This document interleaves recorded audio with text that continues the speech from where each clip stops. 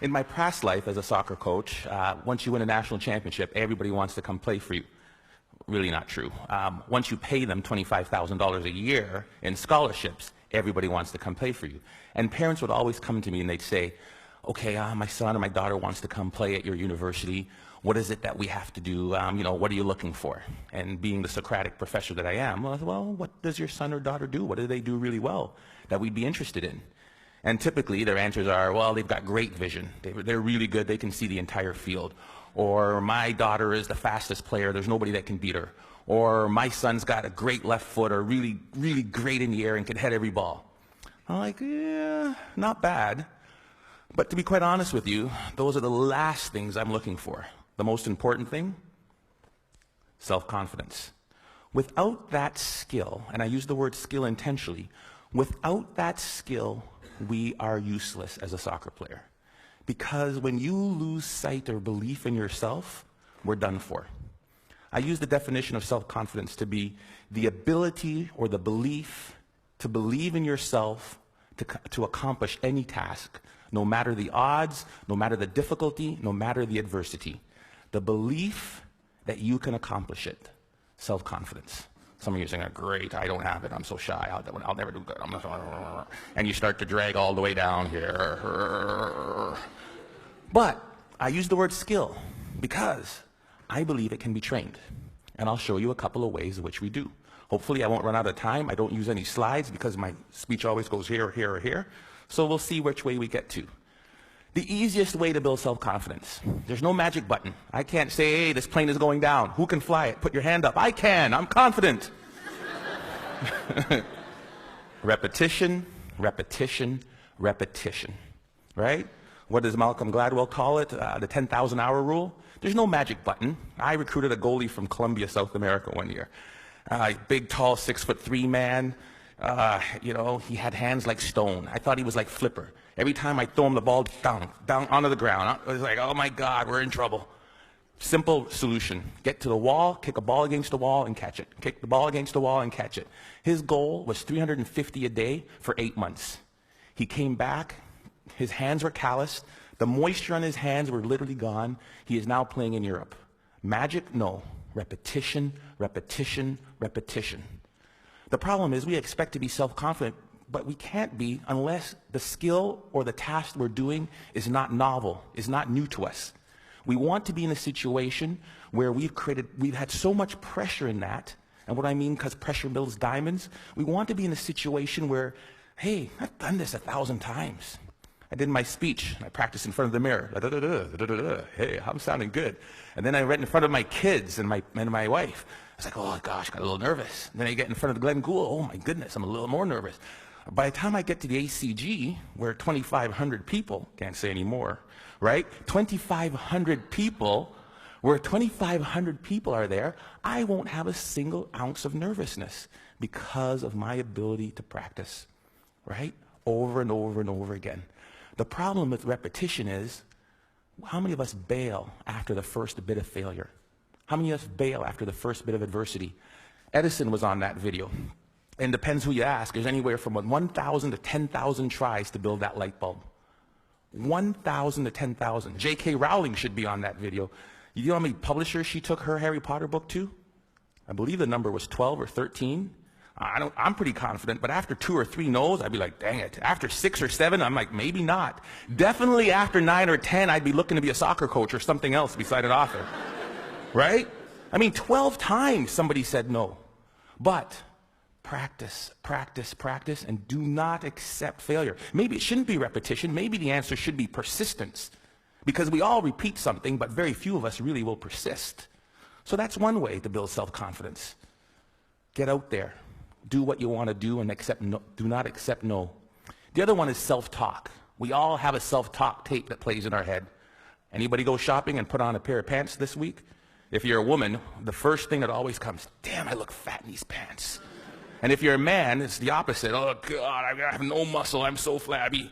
Right? We all have this tape that plays in our head. As a student, if they asked me the question, it was like, oh, gee, please, professor, don't pick me. I don't know the answer. I look down. Right? If you're in the, let me tell you something, and the VP of Business Admin is here, so I shouldn't repeat this, but when they hired me as National Athletic Director, I sat in an architect's meeting, and I am about as dumb as a post when it comes to anything to do with numbers and angles. And they're like, the fundibulator valve of the architectural, what do you think, Dr. Joseph? Let me look into that for you and get back to you. Right?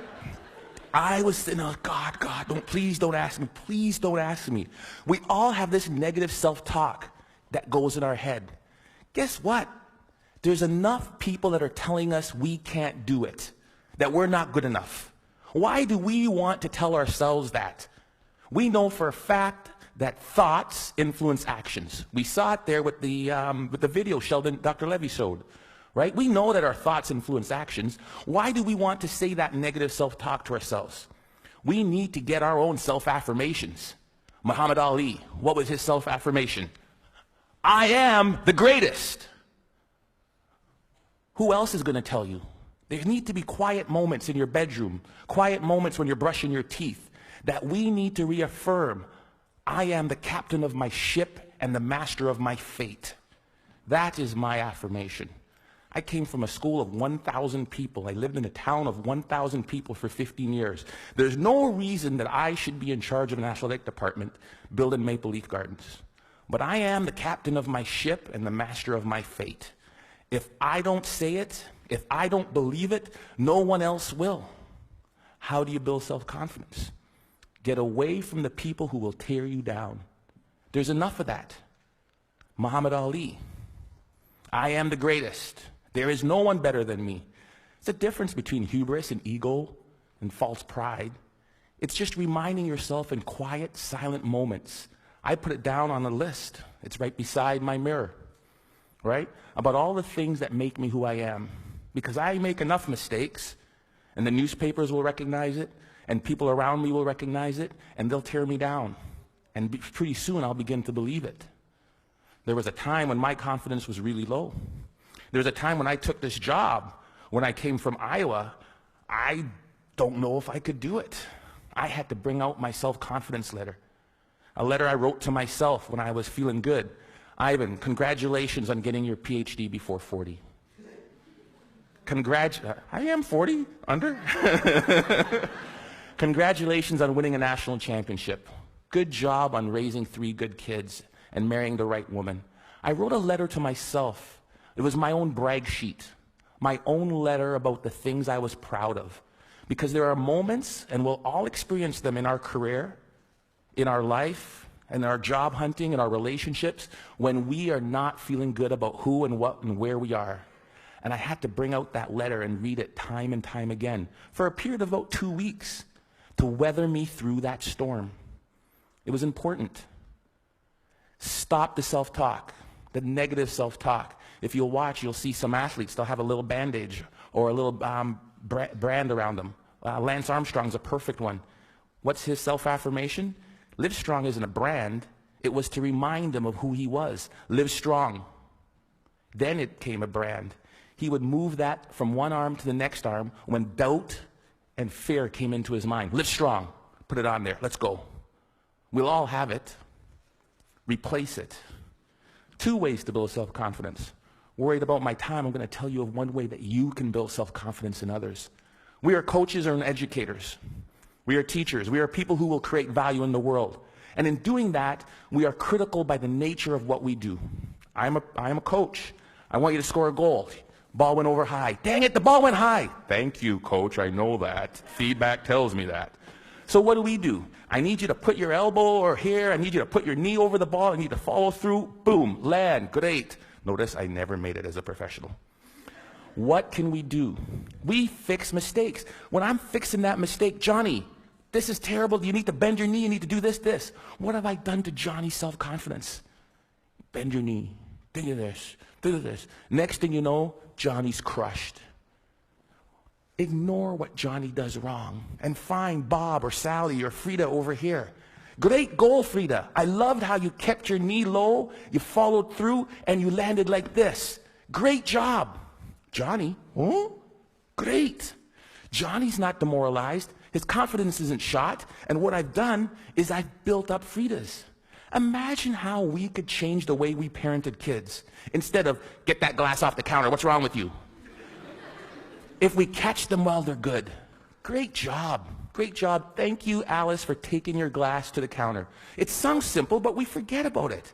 Or as educators, or somebody as a team, if we manage to praise the positive behavior that we wanted to reinforce. We forget it. It sounds so simple. Catch them when they're good. We forget it. It's simple. Here's what they did. There was a study in Kansas that did this. They did video, and we all do video, and we showed the video of them doing the run of the play. This goal happened because the basket wasn't protected. We didn't rotate here right. We needed to do this, and then to cover the slot. And if that's the baseline, improvement of the Kansas State team went like this. Then they said they ignored all of that, and they just showed them the times they did it right. The times they did it perfect, that presented no goals, spoke to the same points. Improvement went like that. It changed and revolutionized the way we as coaches interact with our student athletes. We can apply that to the business world. We can apply that to our student group works. We can apply that to our management teams easily. Catch them when they're good. Last and certainly not least, my son is really good at this. Self-confident people interpret feedback the way they choose to. I asked my son, who is by the far terrible, terrible athlete, gets it from his dad.